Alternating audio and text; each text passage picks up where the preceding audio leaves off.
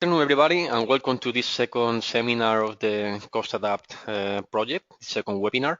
My name is Dionisio Perez. I am a researcher here at the Euro-Mediterranean Center on Climate Change and the Fondazione Enrico Mattei. Today I will be presenting this webinar. I will also be presenting the second topic that we are going to deal with. But well, without further ado, I'm going to give the floor to Maria De Salvo, Dr. Maria De Salvo from the Euro-Mediterranean Center on Climate Change, Fondazione Enrico Mattei and University of Verona. She will make a presentation on climate change impacts on agriculture. I think that we just lost her because I can see her screen. No, I'm here. Johnny? Yeah, but I don't see at least your screen. Do you see? Can the others see your screen? Maybe I'm the only one. Yes, I can see it. You can see it. Okay, then it's just me. So we can continue. Then no, it's me the floor is yours. I can't see anything. No, I can't see it. Ah, okay. So it's not me. Only.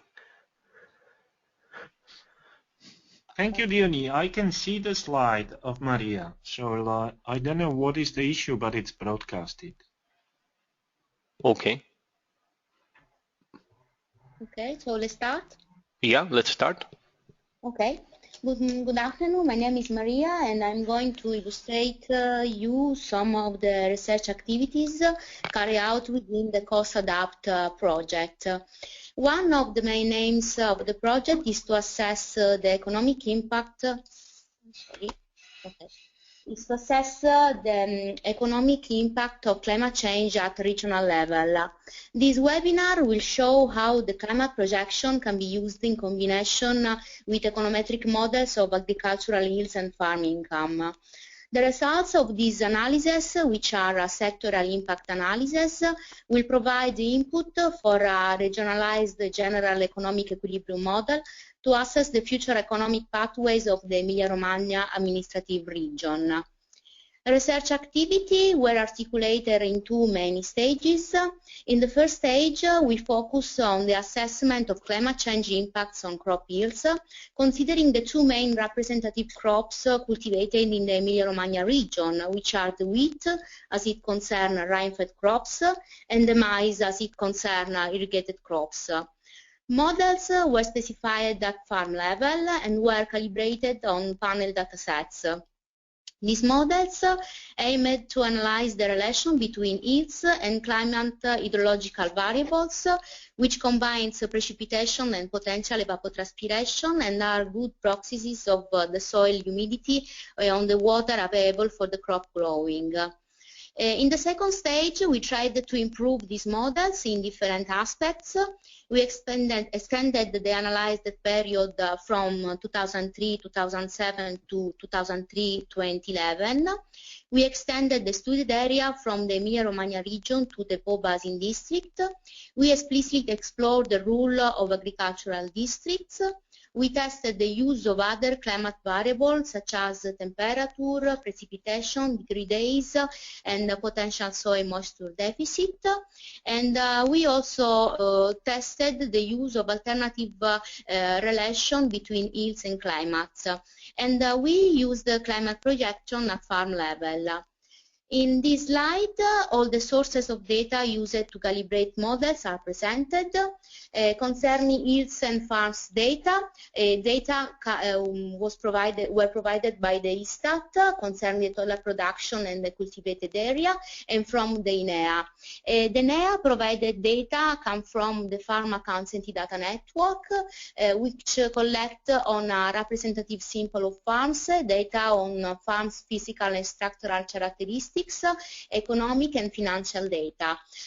Farm Accountancy Data Network data concern two different periods, 2003 and 2007, 2008 to 2011. Climate data were provided by the ARP Emilia-Romagna Bureau as it concerns the Emilia-Romagna region, by the ITA interim as it concerns the whole basin. We consider three different periods: the past, from 1918 to 2011, and the future. For the future, we consider two periods: a medium term from 2021 to 2050, and a long-term period from 2041 to 2070. Climate data are provided in two scales of resolution, 4x4 grid and 8x8 grid. Future climate scenarios are related to different SCP scenario, 4.5 and 8.5. Now let's focus on the results of microeconometric and local scale analysis devoted to assessing the climate change impacts on soft wheat cultivation in the Po Basin District. A low scale analysis was adopted because it assures a more detailed analysis, able to consider all the factors that can influence wheat yields, and in the same time to establish the capacity to reach of a particular agricultural system at local scale. Through a low-scale analysis, the rule of farm and farmers' characteristics can be better explained, and strategies able to face climate change effect can better identified. Moreover, as it concerns climate, the model is crop and site specific. In fact, the climate variables were measured during the soft wheat phenological phases that, from an agronomic point of view, seems to be the most important to explain the climate change effect on yields. These phases are the sowing, the sprinklet, the anthesis, and the grain filling. We estimated the statistical model presented in this slide. According with the model formulation, it is possible to distinguish two main components: the deterministic part and the random part. The deterministic part includes the grand mean and, as explicative variable, climate and farm characteristics. The last variables consider the effect of farms' specialization on grain production, physical dimensions, and the altitude. The model assumes that the grand mean is not constant, but vary with the administrative region and with the agrarian district where each farm is located. These first two random components represent, in fact, the grand mean distribution respect these two stratum variables. In this way, the model allows us to consider the yield spatial variability and accounts for the presence of unobserved local factors that could affect the value of the yields at farm level. Results emphasize the role of the local context and point on the importance to consider the spatial dimension to give evidence on the spatial variability of the impacts. An increase of temperature generally should improve wheat yields due to the increase of the plant's metabolism, especially in photosynthetic rate. However, it is plausible that the relation between yields and temperature is not linear but quadratic, to consider the water stress caused if the observed temperature is higher than an optimal threshold. The model suggests that the value of temperature significantly affects the soft wheat yields only during the sprinklet and the grain filling phases. An increase of the average temperature during the sprinklet phase implies an yield increases equal to 0.152 tons per hectare, whereas if the same temperature improvement occurs during the grain filling phase, the yields improves on average of 0.31 tons per hectare. The relation between wheat yield and temperature is in both cases ill-shaped. As it concerns precipitations, anomalies could cause waterlogging or water stress.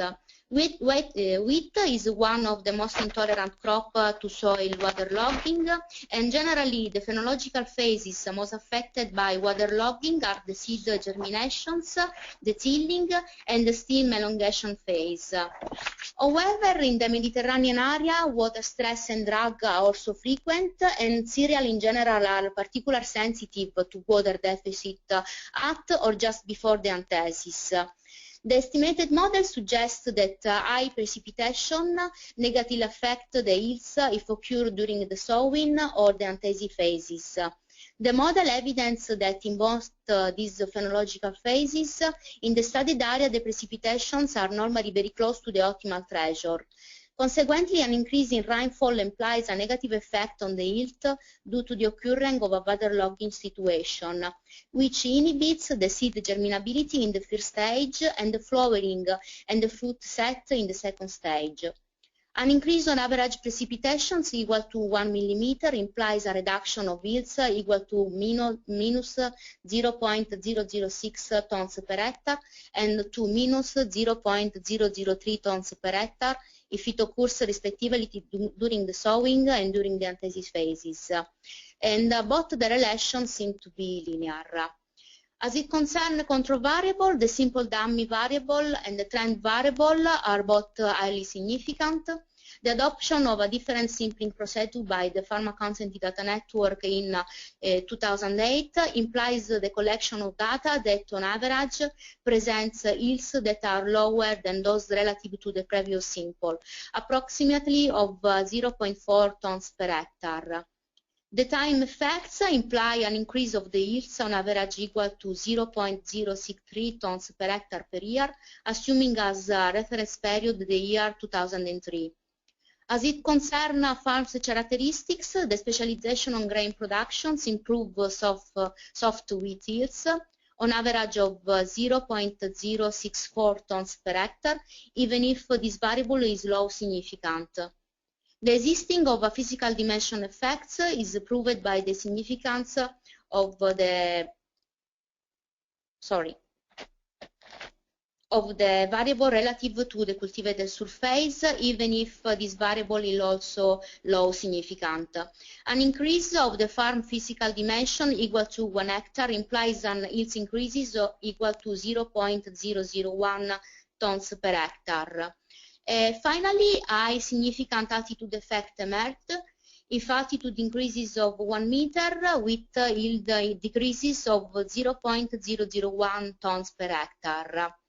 The table reported in the lower part of the slide reports the estimates of the ground mean variance respect to the two stratum variables assumed by the hierarchical model, which are the administrative region and the agrarian district. Results show that both hierarchical levels are significant. The geographical level explains the 9% of the ground mean variability, whereas the agrarian district explains the 10%. The figure in the low part of the slide represents the spatial variability of the ground mean considering the agrarian district. Yields variation due to climate change were calculated for each municipality located in the Po Basin District. We assumed that the relation between the yield and the climate is constant in the whole basin for each wheat phenological phase. Moreover, concerning climate change effects on the wheat phenology, we consider two possibilities: that the crop schedule do not change in the future, and that the growing period becomes 2 months shorter and start 1 month early. According with the first hypothesis, the growing period starts in October and stops in June, and according with the second hypothesis, the wheat is sown in November and harvested in May. Impacts were calculated for the two RCP scenarios, 4.5 and 8.5, and for the two periods, the medium and the long term. Results show that in general a decrease of the wheat yields is expected for the Po Basin area, even if impacts highly vary from a spatial point of view. Losses should mainly focus on the happening part of the basin and in the Po Valley. whereas the Alps, where this crop is not currently cultivated, should present in the future weather conditions more suitable to the wheat growing. However, impacts depend on the assumed scenario, and the RCP 8.5, as expected, seems to imply higher losses than the RCP 4.5 in both the period. Comparing impact in the medium and in the long term, it seems that climate change effect in the context of the RCP 4.5 should be worse in the medium term, whereas losses should be higher in the long term if RCP 8.5 scenario is assumed. Moreover, simulations evidence that it is important to consider effects on crop phenology. In fact, results vary if the hypothesis on relevant climate change effect on the wheat phenology is assumed. In the case of a shorter growing period, it seems that climate change impacts are less relevant and focused on the marginal area of the basin.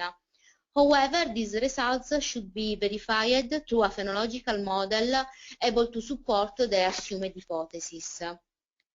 In conclusion, the study evidence that wheat yields vary depending on the local geophysical and microclimate context.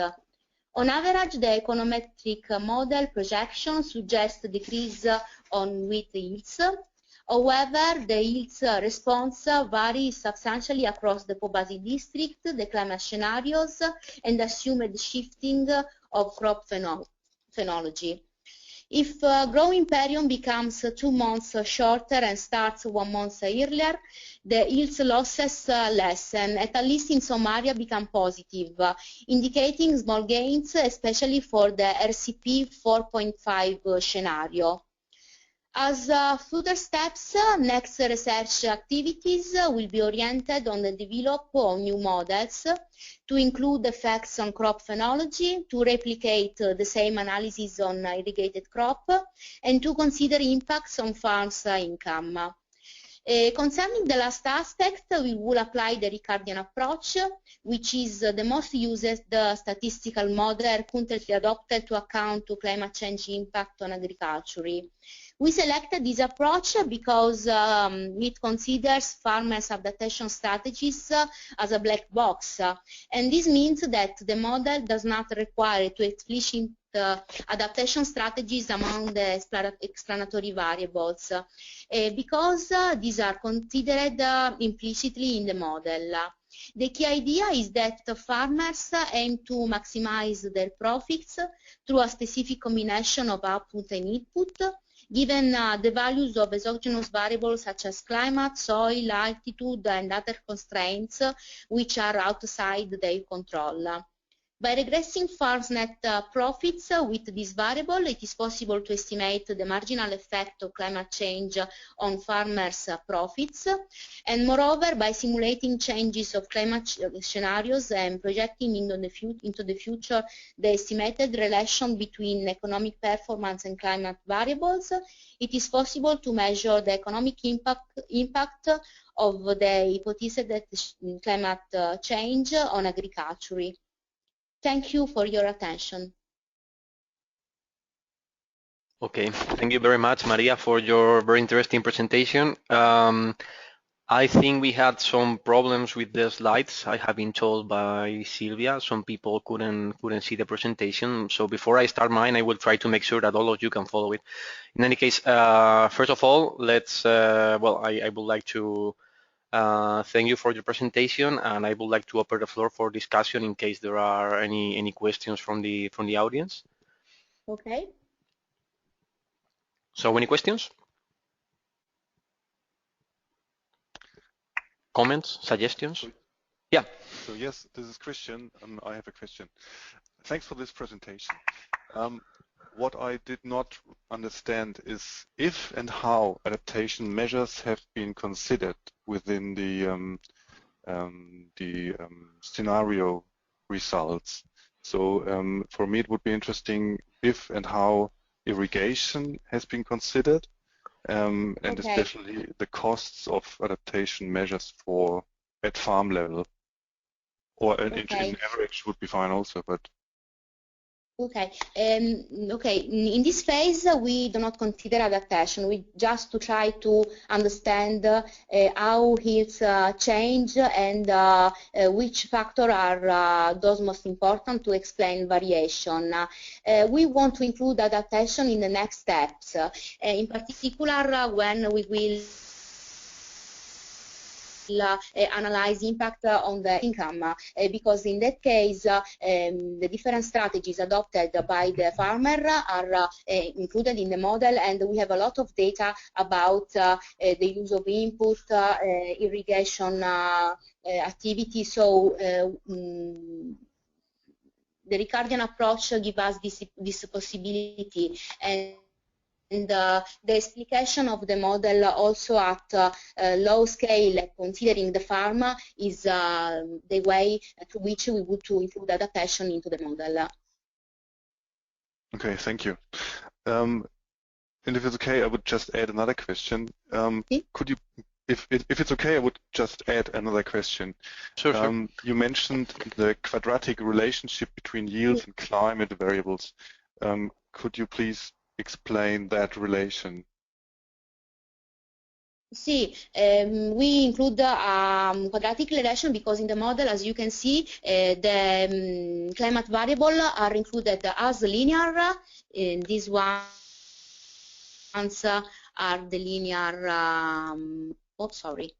And these ones are the linear part, and you have also the squared the squared variables. So in the graph you can see that there is a significant quadratic relation as it concerns temperature during rain filling and the sprinklet, while for precipitation it seems that the relation is linear, even if the quadratic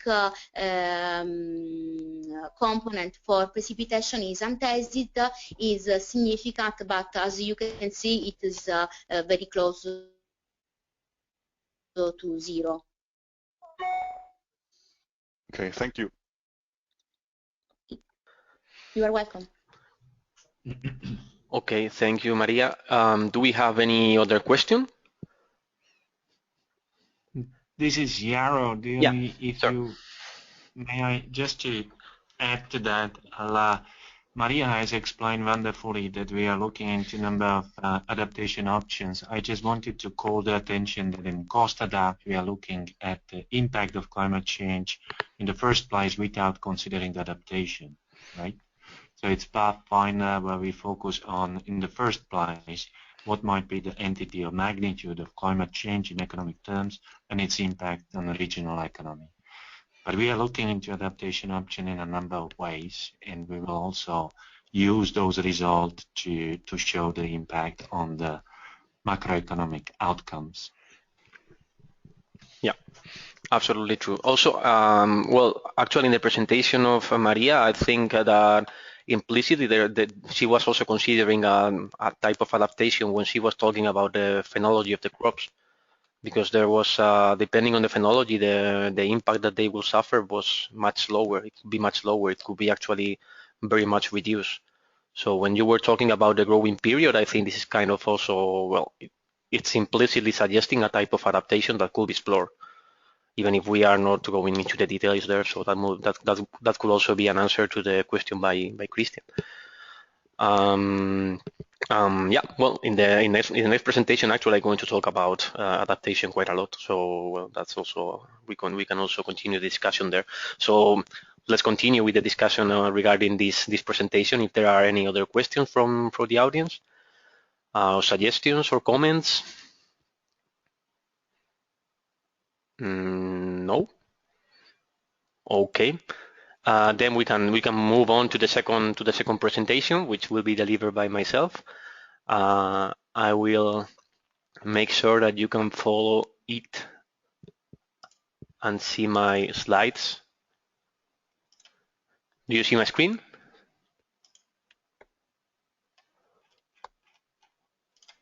Well, now I should get an answer. Do you see it? Is it working? I can see. Yes. Yes, yeah. yes. Oh, okay. I can see also.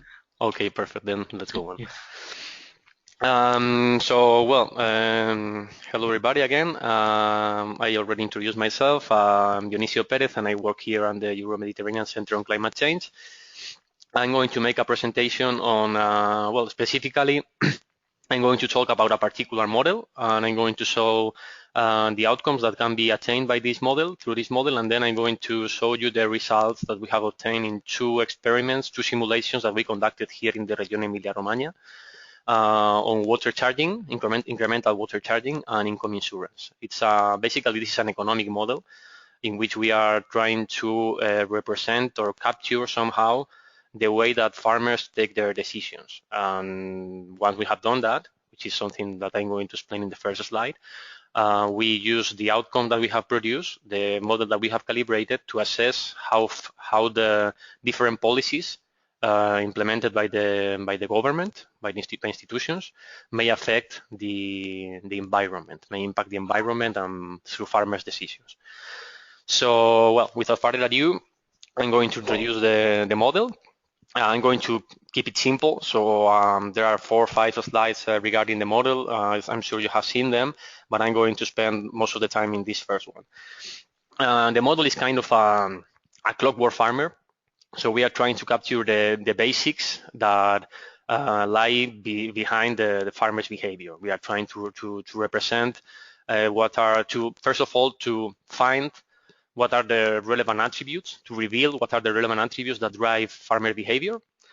Once we do that, then we try to give a weight to each one of these relevant attributes. So first of all, we try to find what's making the farmers behave in one way or another, and then we try to find which of these attributes that are driving farmer behavior are more relevant. So in the first step, as I said, we reveal the relevant attributes.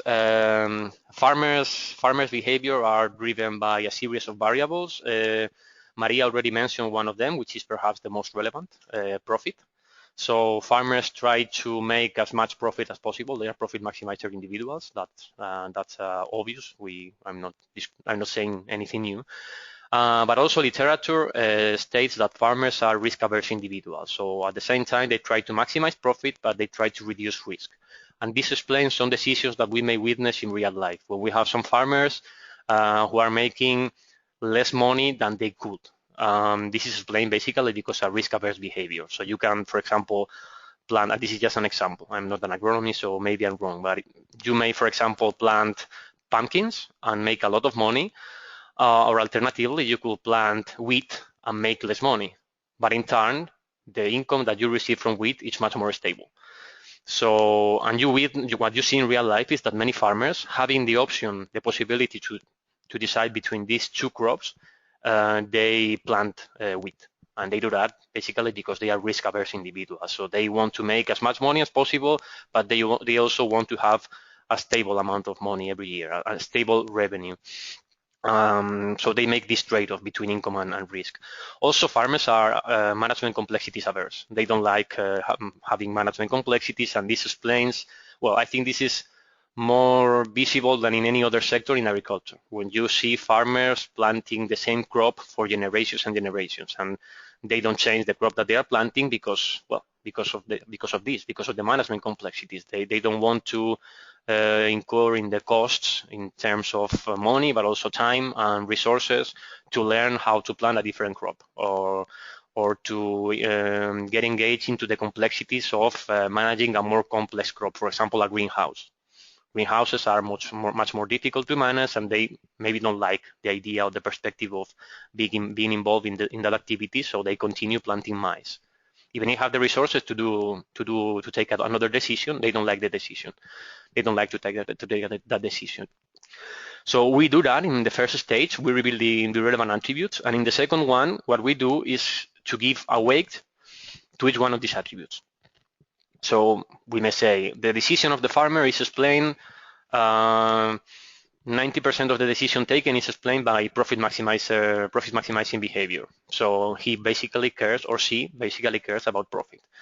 In some other cases, we may find that 70% of the decision is taken based on profit maximization, but 30% is taken based on risk. so they are also risk averse, and so on and so forth. So we consider different attributes, we explore their relevance, and then we explore the weight, the relevance that they have quantitatively in the decision that is taken by farmers. Okay, this is the model explained in a simple way. We apply this model, we calibrate this model for the Region Emilia-Romagna. What we do basically is to use a utility. So we use a utility which is a way of measuring the well-being of a farmer. The objective of making this calibration basically is to understand, to have this clockwork farmer, to understand how farmers think, how farmers take decisions. So once we have that, we can offer farmers different trade-offs, different policies, and see how they react. And this is what we are going to do next. Okay, so well, before we get to that point, well, this is the same I have said before, but in a mathematical form. So we have the farmer maximizing utility subject to a series of restrictions. In the first stage, what we are doing basically is drawing the possibility frontier for every combination of attributes, and we consider 5 attributes that farmers may value or may not value: gross variable margin, risk avoidance, labor avoidance, total labor avoidance, higher labor avoidance, and variable cost avoidance. The 3 last variables are related to management complexities. And we assess how relevant they are in each one, for each one of these attributes. And for those who are that are relevant, that we find relevant, we calibrate a utility function. Okay, so this is basically how the model works in a very simple way. So that's what we are doing mathematically. But in reality, what we are doing is what I just explained you in the first slide. So it's very simple, revealing how they think and then giving a weight to each one of the attributes that farmers value. Well, we are the model has a series of drawbacks, but the most relevant one, without any doubt, is that it requires a lot of data. It is data intensive, and as a result, it cannot be applied everywhere. Indeed, we had some trouble in applying it to other areas in the Po River Basin apart from the Region Emilia-Romagna, because data is not as much detailed, especially the data on the surface being devoted to each crop that is provided by the Region Emilia-Romagna for each agricultural district. We don't have that in other regions, so, and that's a crucial information. But as you can see here, we use different types of microeconomic data, very detailed. This data is of high quality. We are using the data provided by the Statistical Institute of the Region Emilia-Romagna, by ISMEA, by RICA, which is basically the Farm Accounting Data Network, by the Po River Basin District, by the Consorcio di Bonifica, which are the land reclamation and irrigation boards, and from the Italian Statistical Institute. Well, we do the calibration for every region agraria, so we assume that we have a representative farmer for each one of these region agraria. I'm going to show you a map later on with the different region agraria in the Region Emilia-Romagna in the second case study. And then we make some simulations, and this is what we are going to do next. So this is the calibration of the model. Once we have the utility function for each farmer, when we know how farmers think, we can make a series of simulations. In the first one, we simulate different degrees of water charging. Well, water charging, this has been already introduced by Maria, but let's say that, well, let's remember that water use in the Region Emilia-Romagna has increased over the past decades. Well, I mean the Po River Basin in general, but in particular in the Region Emilia-Romagna, which is located downstream. This has a larger impact, and it has been coupled with more frequent drought spells, that have resulted in a state of emergency in 2003, 2006, and 2007. So as a result of this situation, we are just making a simulation. We are not suggesting that this has to be done. We are just exploring different solutions, and then policymakers will make their decision based on the information that we are providing. But what we are doing here is exploring incremental charging, which is a policy that has been advanced in California by the California Water Code, that charges short-run marginal cost. Basically, what we mean with that is that we are charging the water prices in the short run.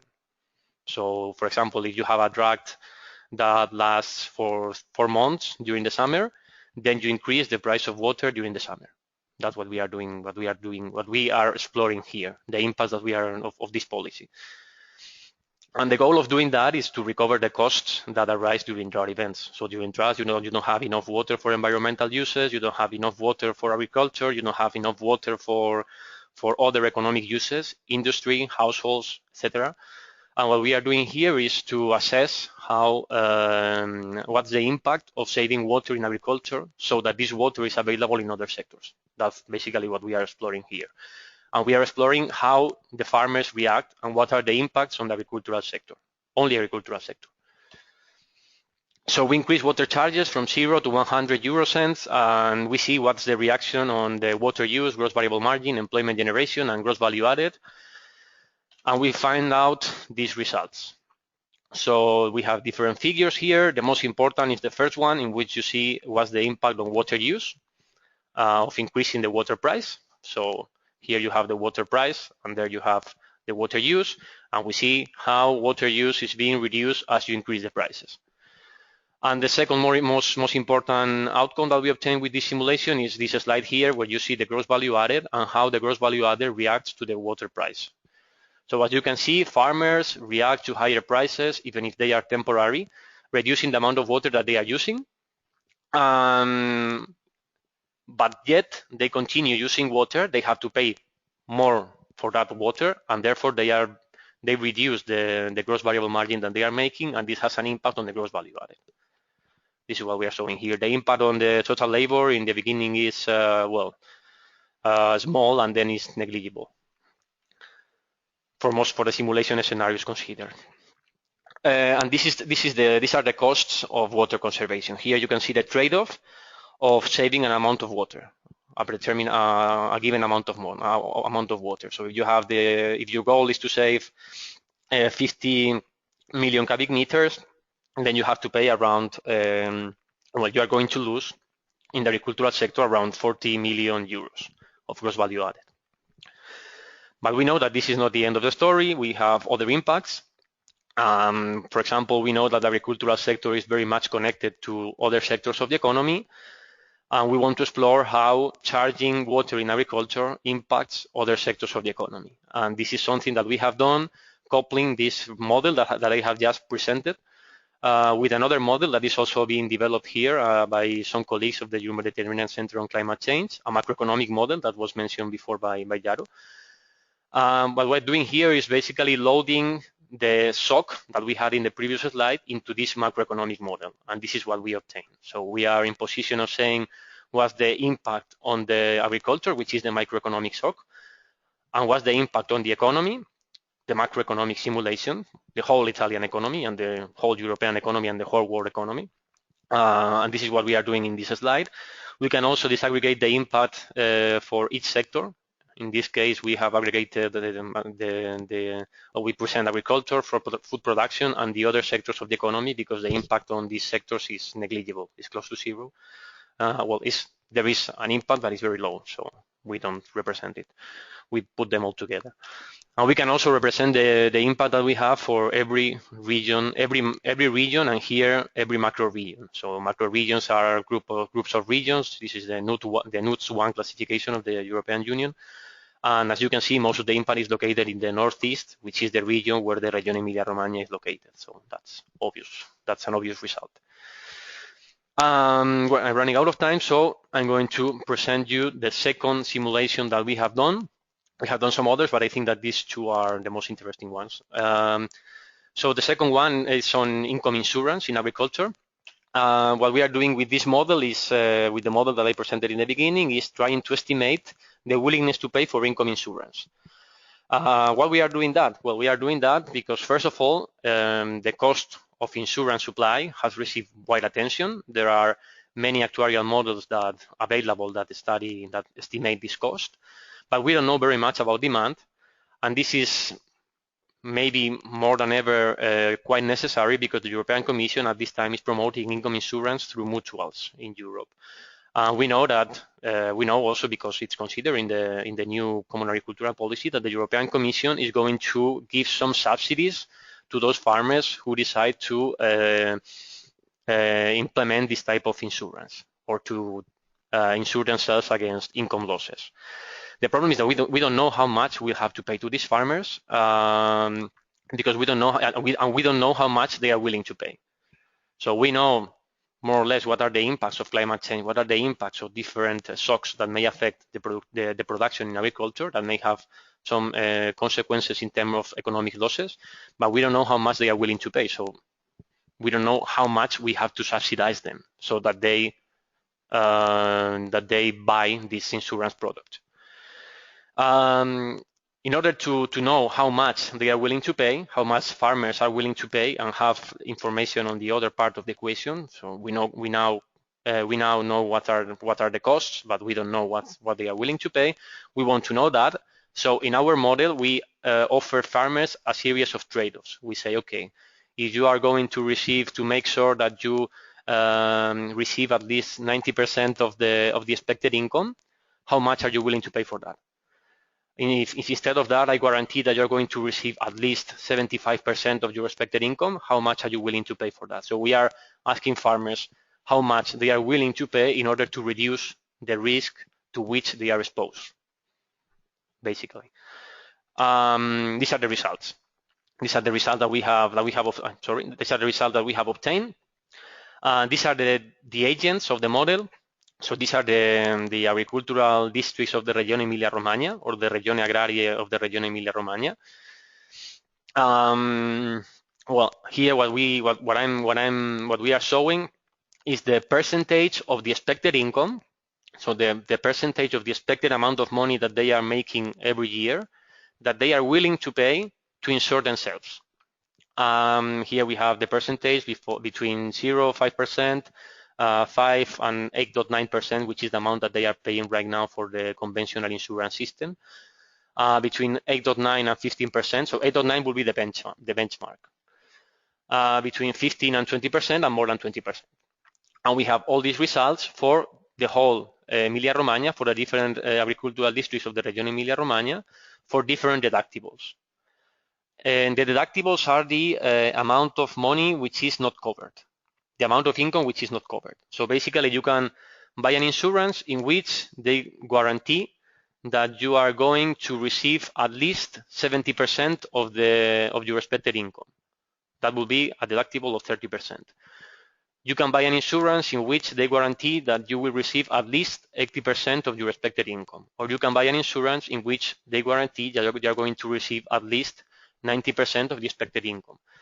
This one, with a 90%, with a deductible of 10%, obviously covers a higher share of risk than the first one with a deductible of 30%. So they are willing to pay more, and this is what this exercise is showing. We'll continue working on these simulations for the Regione Emilia-Romagna and for other regions within the Po River Basin District, which is the basin in which we concentrate most of our research. And well, the ideas that, well, the suggestions for further research, or the ideas that we have for further research, include combining this simulation, this estimation they're willing to pay, with an estimation of the costs that this will imply for the different agricultural districts, and with that make an estimation of the macroeconomic impact as well, using the macroeconomic model. So yeah, I think I went way beyond the time. It was a lot. So thank you very much for your attention, and if you have any questions, please do not hesitate, just make them.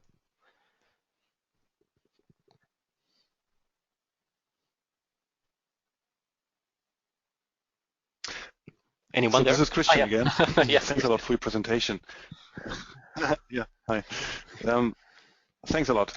I have a question on your last slide, Yeah. so the last slide before you.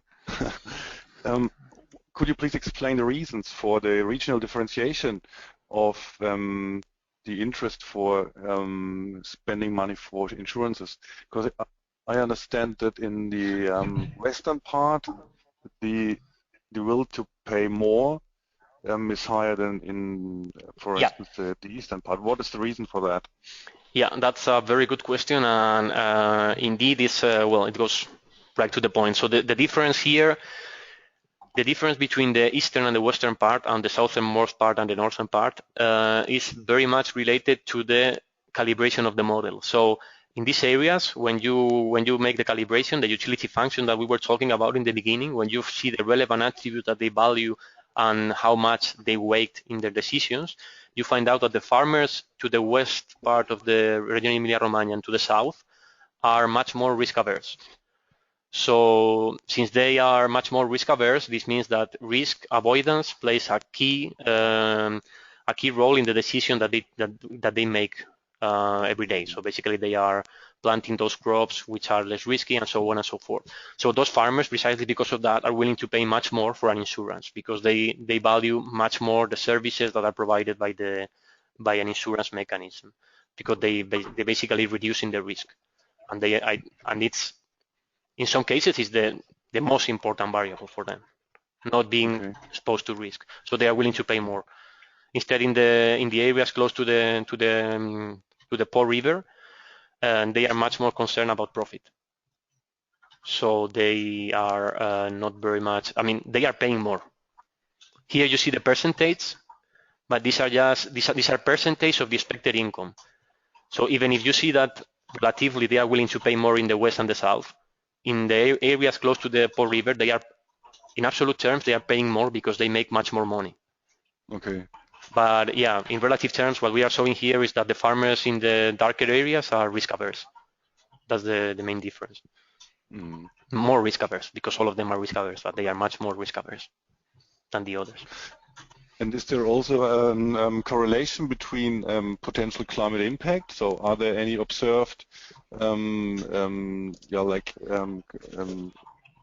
events which might be a reason for that interest to buy insurances? Yeah, that's well, that doesn't affect the utility function, but it affects the type of crops that they are planting because in some areas, in the western areas, they are more exposed to flash flood maybe, but also in the plains. So yeah, it's not very much related to that because that will be the pass from that will come from the supply side, and we are talking about the demand, the willingness to pay. Okay. The costs will be higher in the more exposed area, that's for sure. But we don't have well, we have this information, but for the whole region, so we cannot make any difference between the different region agraria. But in this case, we're talking about the risk perception that they have, so the demand, and in this case, it's somehow it's connected because obviously if you have experience in the past catastrophic events, then your income has a much higher variability.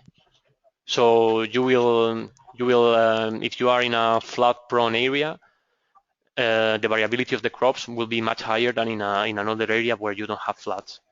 And obviously, this is included. So they are they are in their experience somehow included. So it's somehow connected. But we don't have any means to know what specific catastrophe is affecting the decision of farmers. We just know that we have some income variability. So it's no, we don't have any clear connection between a specific risk and the income variability and the decisions of the farmers. But it's very interesting. Thanks a lot. Thanks. Thank you for question. Do we have any other question? It's Andrew here. Can you hear me? Yeah, I can hear you. Hi. Good. So I was wondering about how you validated the model. How did you know that your assumptions about how these three variables affect decision making are actually? Well, what did you do there? I have an annex to explain that. So that's this is not this one. Okay, these are the error terms that we are considering. So we validate the model. We do that measuring the distance. Well, there are three sources of errors which are related with the calibration process. So first of all, we measure the relative distance between the observed crop pattern and the model's one. So basically, we measure how the model is representing reality or not. Because when did you do a survey? Did you do a survey of the farm? The data is taken from. I mean, it's first source data. So we take it from official data sources. We don't ask anyone. It's not a contingent valuation exercise or a state preference exercise. We are revealing the preference from hard data. So we go to original data sources. What we do basically is to calibrate behavior based on the decisions that they have taken in the past. And the first validation that we make is to see if our model predicts the observed behavior or not. This is the first source of error that we are measuring here. If we are far away from the observed behavior, then something's wrong. We have a large error term, and we cannot rely very much on the model. Then we measure the distance between the observed attributes and the attribute's efficiency frontier, so we see if the attribute is truly relevant or not. Then between the observed attributes and the calibrated one. So yeah, but we don't ask people. We are planning to do some state preference exercise and some contingent valuation exercises. Also with this, maybe with insurance, we are not sure about that. But so far we haven't done that. This model is a reveal preference model, is a different story, but yeah, it's true that it would be good to make a validation exercise. Yeah. Okay, thank you. Thank you. Thank you for the question. Do we have any other question from any other person in the audience? Doesn't seem so. So yeah, maybe it's time to wrap up our webinar today. Well, I would like to thank all of you for being here, attending the presentations. I hope that we can meet in the future soon to talk about how this research is developing and how it may contribute to the project. If you have any questions, I think that I'm also talking on behalf of Maria. Please let us know, drop us an email, just make a phone call as you prefer, and we will be eager to reply to your questions. I don't know if you want to add something, Yaro, or otherwise. Just, Diony, thank you for your excellent chairing of this webinar. And thank you and Maria for making this highly instructive presentation. And thank you to everybody who attended this webinar. Okay, perfect. So then, well, thanks for this presentation. Yeah. Thanks to all of you, and yeah, we'll meet soon again. So bye. Bye-bye. Bye-bye. Thanks a lot.